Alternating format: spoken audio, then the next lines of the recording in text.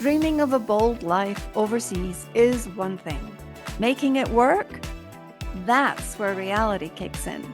I'm Doreen Cumberford, and after living across 8 countries and 4 continents, I know the real challenges you're facing, from visa headaches, cultural confusion, raising third culture kids, all the while maintaining relationships across time zones and borders. Welcome to Nomadic Diaries, where we get real about international living. Mathieu, thank you so much for coming to Nomadic Diaries and talking to us. Welcome. Thank you. Thank you for having me on, Doreen. I look forward to it. As I do. I'm sure our audience is too. So tell me a little bit about yourself and your story in the context of what we now call TCKs, or third culture kids. I would define myself as a typical classical run-of-the-mill ATCK, which means adult third culture kid, which means the adult part should be obvious. I'm an adult now, but I grew up as a third culture kid. So what does that mean? It means that my parents and I, of course, are Canadian citizens, and my dad was a Canadian diplomat who worked for what at the time was called the Department of External Affairs. At this point, I think it's Global Affairs or something. And basically, before I was born, him and my mom kind of went on different postings in Italy and Afghanistan and different places. And I was born in transition, basically. I was born in Paris, France, and lived there for what I understand to be about a year.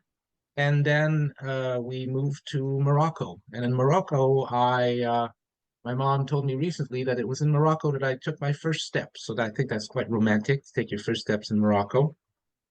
And then we were there for about a year again. And then my parents returned to Canada, to specifically to Ottawa. But Ottawa is very much connected to the province of Quebec.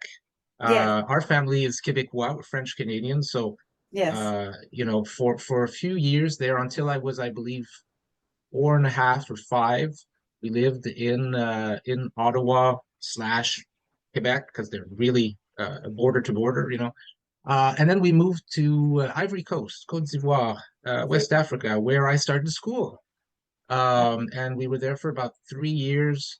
And then we moved to Port-au-Prince, Haiti, and we were there again for about 3 years. Now, that posting was probably the most dangerous one, because there was the whole, if you look into the history of Haiti, there was the whole Jean-Jacques Duvalier scandal and a civil war with the Tonton Macoutes and the population. And so this was a kind of violent, difficult time. But of course, I was somewhat shielded from it as the son of a diplomat. I was privileged for that, but got to see a lot of things that probably I wouldn't want my children to see. Um, and then after that, we moved on to Bern, Switzerland, which was wonderful for about 4 years. And finally, we came back home, in quotation marks, home for my parents, of course, because they are Canadian raised, born and raised. But what to me I was told was home, and what I would later learn would be home, which is Canada. And again, this region between Ontario and Quebec, and between Ottawa and Quebec. And my dad retired there.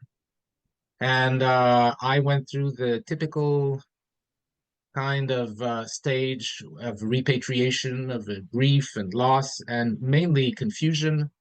And you know what, Doreen? I would say the confusion has lasted pretty much up until it's only about last year Oh that, in my. the context of psychotherapy, I It, started to work out what this kind of odd life and childhood had meant. And I am only now starting to understand it, and to yes. devote my expertise to trying to study it and to understand it, and so on. And so I'm right now a professor of psychology at the Royal Military College in Kingston, Ontario. Yes. And a part of my work now is trying to understand the experiences, and specifically the emotional experiences, of third culture kids, expats, and basically people going through global transitions. Yes. How's that for a story? I think that's a very worthy cause for your background, your experience, and your passions to be channeled into, don't you? Yes, I agree. And I am uh, incredibly surprised that it took me so long to see the connections. Well, You know? I think we fill our lives with other things. Yes. Yep. Yeah, and we're often kind of blind to the most obvious things that just stare us in the face, you know. Yes. And it was Yes. really in the context of therapy where my therapist and I kind of had that same realization at the same time, which is, wait a minute, I have a PhD in psychology, I'm a researcher. I'm now understanding and really valuing this TCK experience. What am I Yes. doing here? I should put both together, Yes, you know? exactly. It seems like there comes a time in life sometimes when the puzzle just begins to fit itself together. Yes, that's And so yeah, you that's had indeed. you had you were developing the pieces of the puzzle, your expertise, your credibility in the academic field, and then it's all beginning to land. So how exciting Yep, for the rest of us who will get to benefit hopefully from your research. indeed. And exciting to me as well. Yeah, that's Yeah, fabulous. yeah. Congratulations. Thank you. Thank you. Congratulations. Now, please, can you tell me, for the audience, please, can you tell me some of the ramifications or the characteristics that people experience in their lives as a result of being a third culture kid? Yeah. Well, of course, much like anything, you know, people vary. And so what I can tell you are kind of what I believe to be statistical generalizations, which means, you know, there's a big chance that this is going to be pretty much true for everyone, but some folks will have an easier time with this, some folks will have a harder time, and it really depends on many factors. But broadly speaking, um, we're talking about somebody who's so let's take it this way. Your brain develops until you are, well, science keeps pushing it back and back and back, but let's say about 25, right? Until 25, your brain is not fully developed. So uh, if you experience constant transitions in you know, living space, ecology, friends, cultures, um, you know, from the time you're born all the way to, let's say, 14, 15, or maybe even more. In my case, it was 14. Um, it means that your brain somehow, although it benefits from all this richness, and it is richness, it's complex. It's there's a real there can be a way to see this as a real advantage and a real privilege, and I feel that.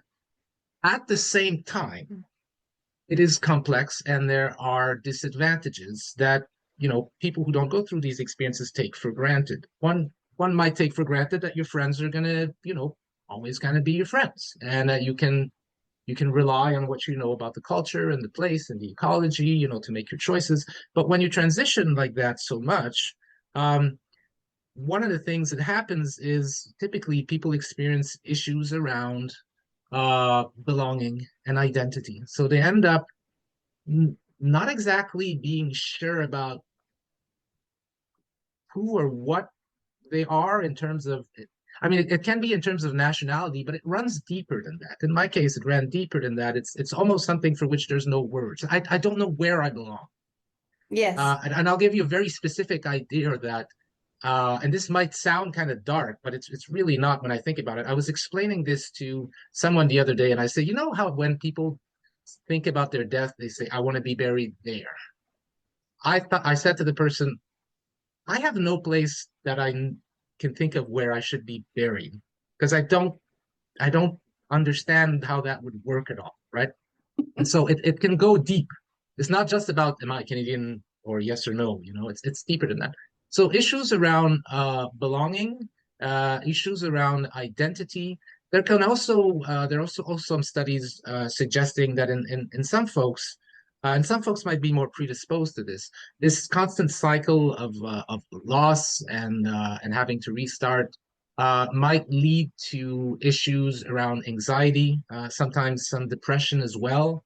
I've experienced all of this, and I know a lot of people who, to varying degrees, have experienced it enough that they can go, "Yes, I relate to that pattern.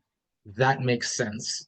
But again, I want to stress this is not a woe is me story. This is a complex story, a Yes. story of incredible privilege of being able to travel the world, and a story of losses and often hidden losses that you don't realize until it's many years later. And you go, why do I Yes. react this way or feel this way? And you go, oh, because I'm losing this thing that's so obvious to people that I hadn't even realized I never had it or I had lost it.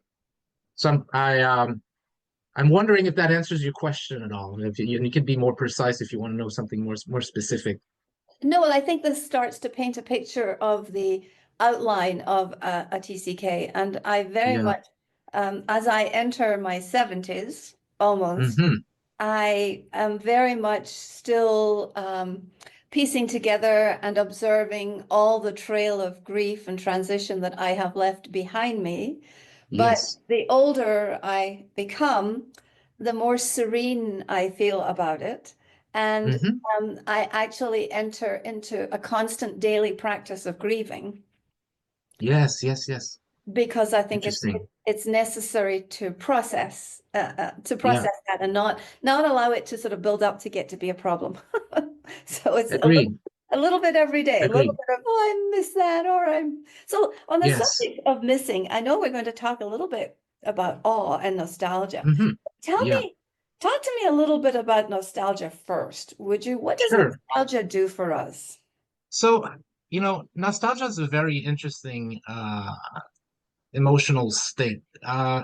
And we're just starting to study it scientifically and to understand, first of all, what exactly is it? How should it be understood? Is a negative emotion? Is this a positive emotion? What is it? And what, if any, are its functions, as you said? Like, what is it? What does it do for us? Um, and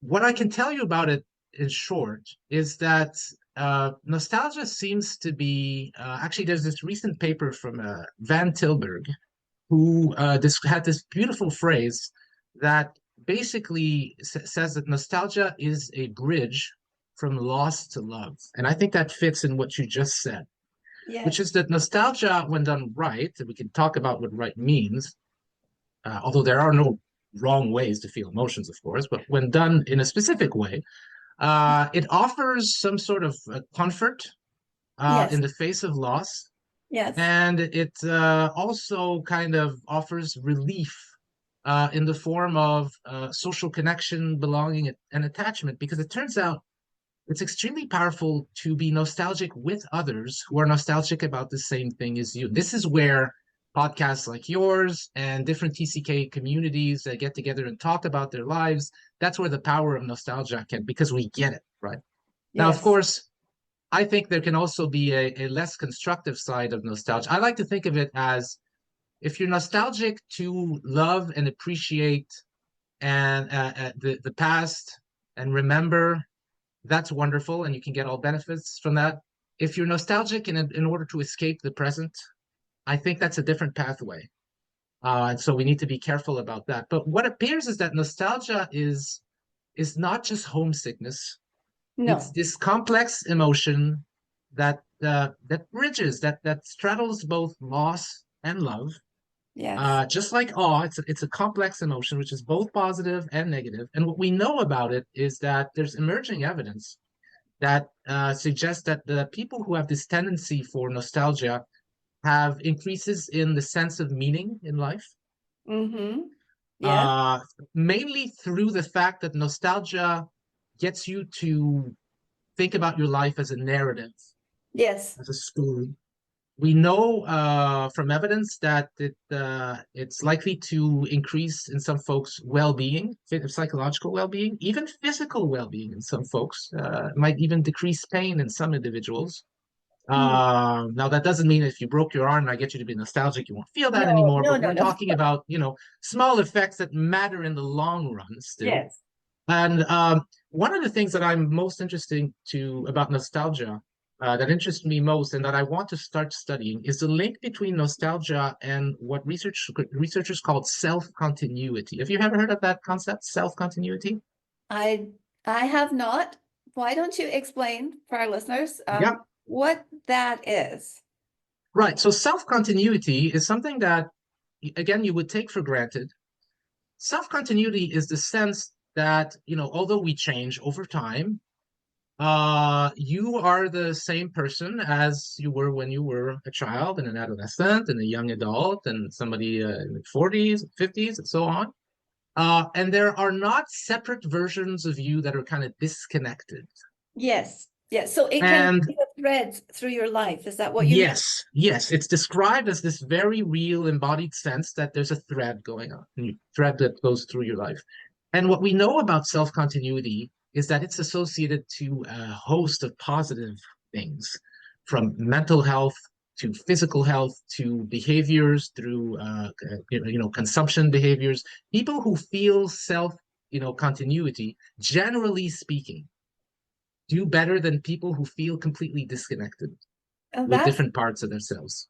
and that's a And that's a yeah, huge wake-up call, just right there. Can we just that's pause there a enormous. second? Yes, please do. You Please just do. said that people who experience self-continuity can have been found, and it's been measured, correct? That Yes. they Yeah. may perhaps have, in the long run, a better sense of mental and physical well-being. Yeah. And more meaning, the sense of a more meaningful life. Yes, Yeah. I have That's a found big that. one. The older I've become, the more I have experienced, and I'm very emotional person, Scottish, Hmm. and Mm. therefore indulging in a lot of nostalgia. Swimming, Yes. I call it swimming in the bittersweet. Oh, that's beautiful. That's beautiful. Swimming in the bittersweet is beautiful. Yeah. Yeah, And so so I've been interested in if I can just finish this thought on yes, self-continuity, please. my personal hunch, because this is something, researchers often start from themselves and start asking questions to try and Uh-huh. understand concepts and so on. And then they move on to studying, this beyond Yes, themselves, because research is yes. not about the researcher. But I, in my life, have experienced a great deal of broken self-continuity. It's still now, in an embodied sense, I feel like the Mathieu who was in Haiti, the Mathieu who was in Africa, the Mathieu Yes. who was in Switzerland is not the same as me now. Mm, And there might be some reasons for that, and that it's easier to disconnect rather than having to deal with the loss, blah blah blah. And I've never really been taught to deal with the loss until now. So now I'm trying to piece together. I'm trying to weave that thread now. so can I Yeah, offer you a picture for TCKs and people like us who've spent a lot of time overseas? I yeah, try to picture their heart with all the flags of the nations and the parts of themselves yes, that yes, that they beautiful, that they have been embodied with. Because beautiful. sometimes someone will say something very surprising to you, and you go, "What?" And then I Yeah, remember, oh, that's related to a previous yeah, love or a previous place. Does beautiful. that help? Yeah.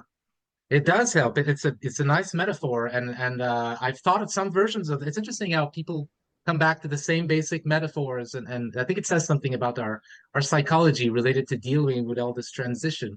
Yes. And to weave it back to nostalgia, what we also know is that nostalgia positively impacts self-continuity. Uh-huh. So Yeah. here's the question then: could we take, people who are repatriating, who have issues around self-continuity, and through some sort of nostalgia interventions, get them to feel more self-continuity, to build their narratives, and therefore to gain all these wonderful things that you reacted to, these impacts in terms of physical and mental well-being. That's something I want to study in the past, in the future rather. If we were talking about nostalgia, so I was in the past. So there's a lot to do in terms of research to try and understand related to nostalgia. Wow. And what would you say to parents who are listening today who have children that they are raising from one country to another country and who live in what I call a supersized expat life, where there are Yep. layers of complexity?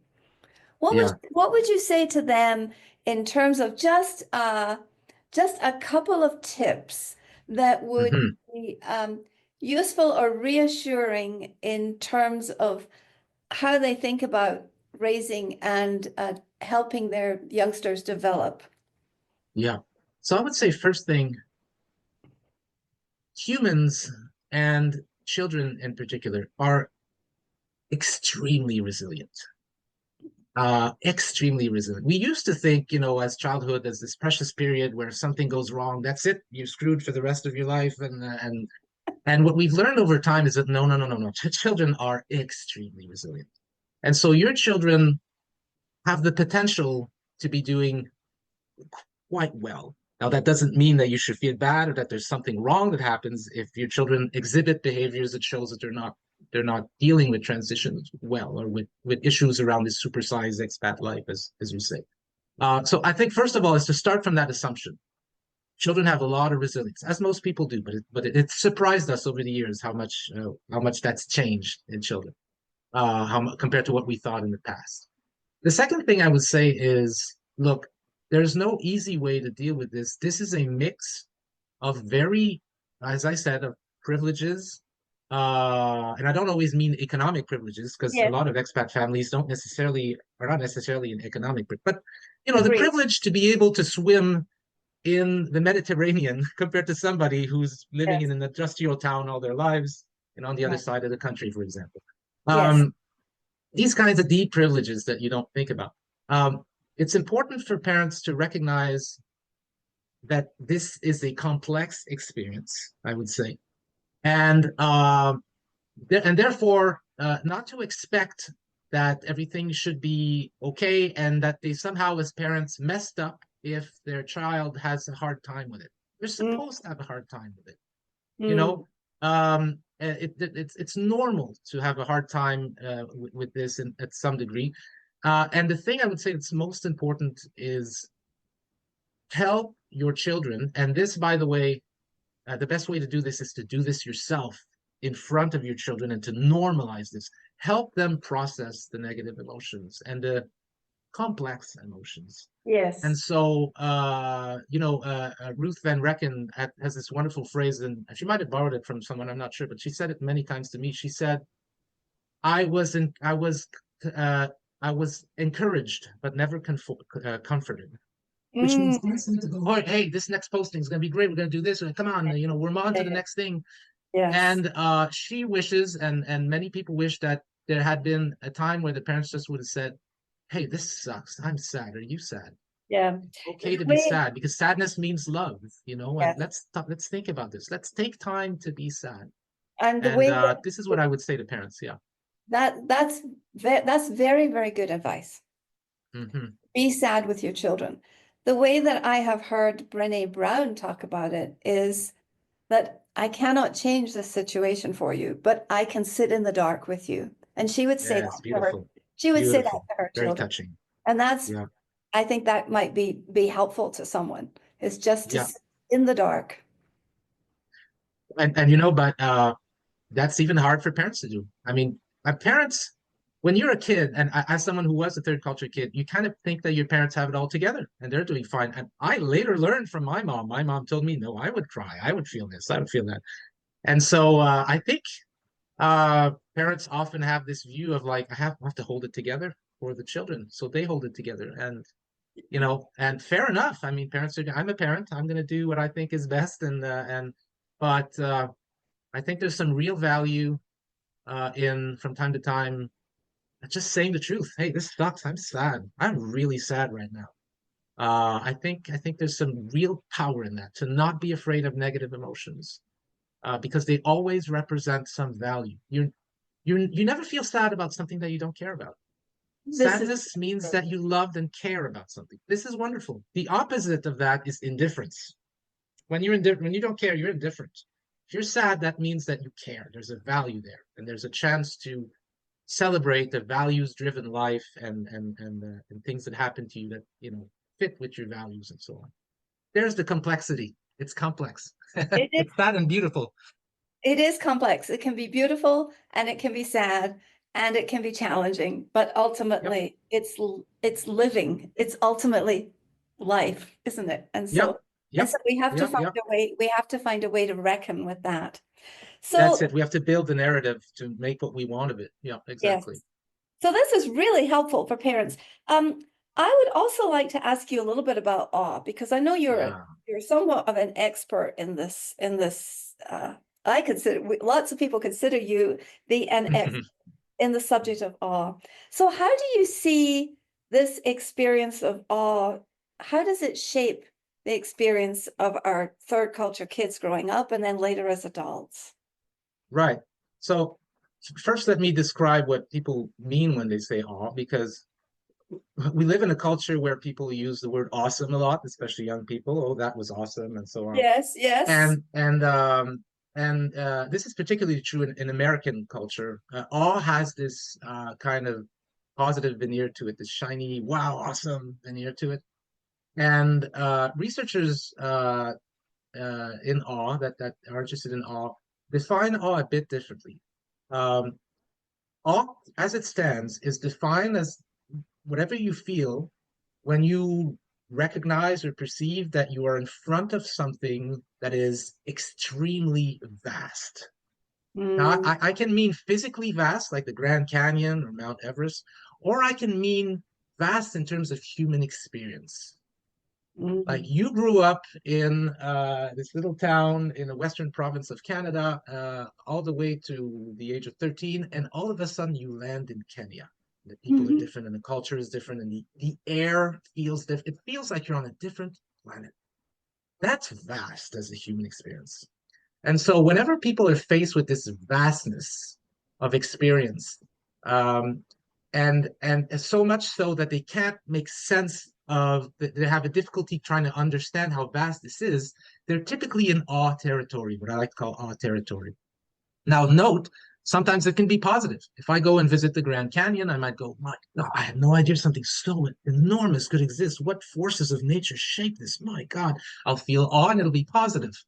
However, people can also feel awe in threatening situations, earthquakes, tsunamis, things that are so vast, they're impossibly vast to understand, and they're coming for you. And that's very threatening. And so, again, awe is this complex emotion. When you feel it, of course, it's not always this yay, positive thing. People in awe sometimes cry, they get yes. emotional, they choke up, they I have had that freeze. experience. I have had that. Yes. Yeah. Yeah. In And fact, so it's again, it's a mixed thing. mm, Go ahead, please. it's a mixed thing. I remember we had a Japanese student. She was an Hmm. exchange student, and we were living in California. And we took her to the ocean, and we took her to Yosemite National Park, and we took her up to see the great trees in all of the wonderful, huge redwoods. Yes. And she was terrified. Yes. Later, she did not articulate that in the moment. But before we sent her back home again, she said, those experiences you gave me that were so transformative, what she was seeking to say were for me terrifying. And we were shocked, Yes. thinking, what have we done? Yeah. What kind of hosts are we? Yes, yes. There's a researcher called the Dr. Kelter who's basically the main figure in the study of awe. And I think he describes it as sweet terror, Oh, which is yeah. awe is somehow between you're very attracted to something, but it's also kind of terrifying. And so do I approach? But I'm really like drawn like a magnet to this thing, but it's so vast. What does this even mean? Like this could this be threatening and so on. So you're sitting just like nostalgia was a kind of a bridge from loss to love. Awe is kind of like a bridge or a midpoint between deep interest and fascination and fear. Mm. And even if you think of it in terms of etymology, the origin of the word, there's a lot of evidence that awe comes from an Old Norse word that was used to describe the fear of God, Uh, the reverence for God, right? yeah. And so it's very different now to when we say, oh, that's awesome, which is basically positive. So what's the link with TCKs? Well, I would argue that TCKs go through such often sometimes such big transitions in terms of culture, ecology, worldviews, geography, landscapes, and so on, that there is a lot of place there for awe. Mm. Um, I'm conscious of the fact that when this happens when you're a kid, and this happened to me, you kind of take things for granted. And your parents are kind of in the car going, "Do you see this incredible mountain?" That's and you're kind of like, "Yeah, yeah." And it's only later on that you go, "Did I actually see this thing? Oh my God, let me see the pictures." Wow. And so I'm interested, and of course, awe, just like nostalgia, is linked to a host of positive outcomes, more meaningful life. There's even some evidence that it reduces some forms of inflammation, you know, through the use of anti-inflammatory cytokines in the blood. It's linked to social connectedness. When people experience awe, they want to share, they want to be with each other. Why? Because it makes them feel so small that it makes them feel connected to something larger than themselves. So awe is very, very important and powerful. So much so that some doctors now, actually ask their patients to go on a walk in what they call an awe walk and just look around in nature, look at the trees, pick up a leaf, contemplate its veins and laminae, and really look at it. There's vastness in everything, even the very small, paradoxically. Um, and so I've had this hunch that it would be interesting to kind of ask ATCKs, adults who were third culture kids, if they had had experiences of awe and what that meant for them, and to ask them to tell me stories. And I did. I did so with about, what was the latest count? Something like 400 ATCKs participated in one of my studies. It's yet to be published, but I'm working on it. And I asked them a bunch of questions, and basically these folks, said, yeah, I had a lot of awe experiences as a third culture kid. I believe some of them were really different from non-third culture kids. And I do look back with a sense of awe at my childhood.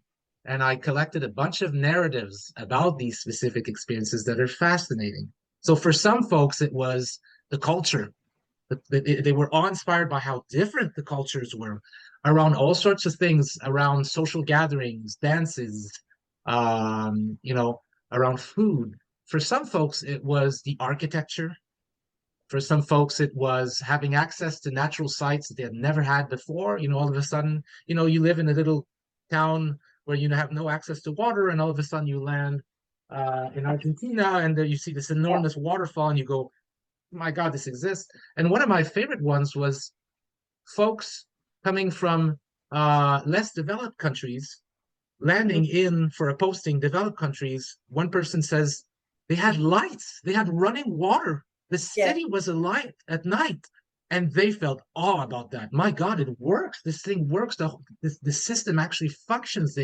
I thought that was very interesting as well. So there's plenty of room for awe in the TCK experience. Again, that doesn't mean that it's going to be awesome and positive.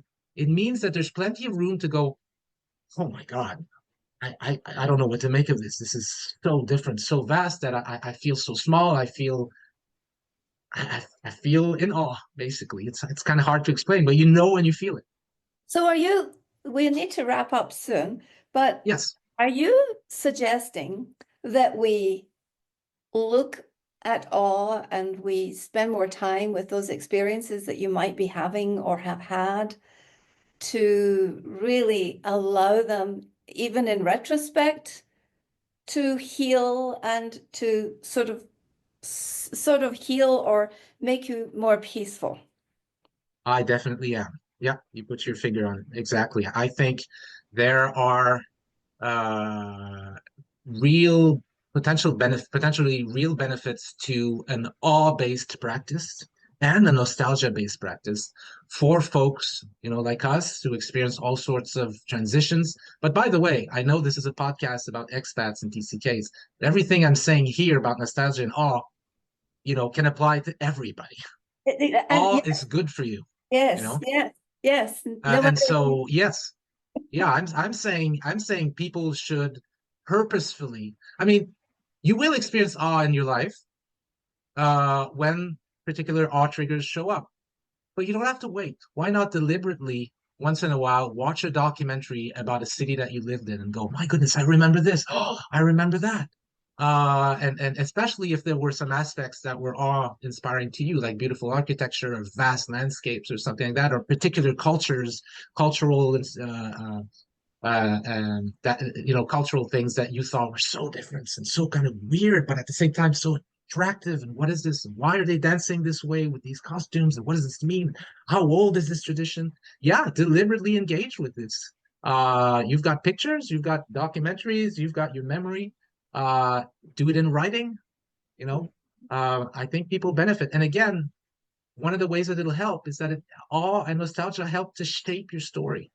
Yes. And I think for many expats and TCKs, one of the ways we make sense of this so we can be of service to others in a sense is to get our stories right. And we decide what our stories are. And awe and nostalgia can help in this sense because they put emotion in the story. It's not just a series of facts. I went there, I went there, I lived here, I lived there. What does it mean that you lived there? What does it Yes, here mean? How did reading that it. feel? Yeah. Yeah, we're almost in the spiritual realm. Some folks would say, hey, I think you're in the spiritual realm. And I wouldn't disagree. I'm, of course, in the psychological, scientific realm, but I wouldn't disagree that some folks would go, you're almost in the spiritual realm. And I would agree with that. Having written a book about my experiences of living in Saudi Arabia, where I had so many Hmm. experiences of awe, I Yeah, found that was extremely healing and extremely defining of myself, and actually created what you were talking about earlier, some of that yeah, self-continuity. yes. Can I just mention also, just so I want to make sure I say this, if somebody's listening and go, hey, I had a hard time with all those postings and there's no awe in there for me, that's fine. Okay, Mm. we don't want to use these things to judge and categorize our lives as I had a failed TCK experience. That's fine. Don't feel bad about it. You didn't do it wrong. You know what? If it sucked, it sucked. That's part of your story. And for now, you see it this way. Maybe that'll change in the future. Maybe not. And that's fine. You should not define yourself based on I'm hearing all these people who had the same experiences I had, and they're saying all these wonderful things. I just want to make sure that nobody listens to this and comes away with, oh, I don't have this. I failed, or somehow these people are, did it better than me or had a better time. It's okay if it sucked, and I would still want to get to know you and get to know your story. You're still of value. You still have value as TCK and as a person in general. And how normal that we come to almost the end of our conversation and the golden egg or the golden nugget Yes, becomes available. isn't it always that way? So this Indeed. is wonderful. I could listen to you chat about this all day long.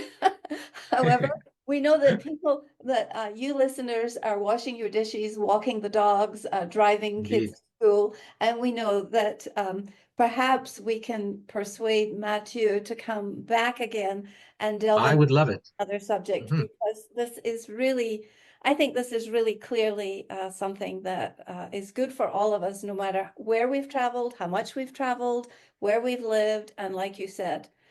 Is there one last thing that you would like to say in conclusion, Mathieu? Or can I Well, go? see, I've talked a lot about awe and nostalgia, but what I There's would like more. to know is from your listeners is what do they think about this and what are their experiences of awe and nostalgia? So, So how can uh, people reach you to tell you? How can people find you? right. Well, that's a good. So, there are different ways one can reach me, but probably the best way might be by email. And you Mhm. can reach me at gagnonpsy@gmail.com. So that's Gagnon is my last name. So GAGNONPSY for psychology at gmail.com. I also have, if I may be so shameless as to plug my own podcast, Yes, I I have was a about to podcast ask that, you. oh, wonderful. So it's called the TCK Research Podcast. It's brand new. We have 3 episodes out as of now. So every month we interview somebody who does research in third culture kids or expats, and we take a particular paper that they published in a scientific journal about third culture kids, and we get them to basically explain what the paper is about and what it means and how it can be used to help TCKs and those who care for them and so on. And so that would be at TCK Research Pod or TCK Research Podcast on YouTube We is will where put we are. all of this in the show notes. Fantastic. All of this will be in the show notes. So thank you so much. Can I just ask you one lightning round question as we Yes, wrap this please, up? please, please. Um, if you could describe home in 3 words, what would those words be for you? Oh, of course you had to make it that question. It's going to last 25 minutes. Okay, 3 words. Home. French speaking. Many places. Actually, French speaking was 2 words, so I guess I made it in 4 words. French, many speaking. French, many, French, many places. Sorry. Yes, French, French, many many places. places. So Yeah. that is 3 magic words, and we will include those. We will include those in the show notes also. Thank you so much for joining us today. for sharing the depth and the wisdom around the subjects of nostalgia and then awe. It was a real pleasure. Good. Thank you for coming. Ma salama, sayonara, and hasta luego.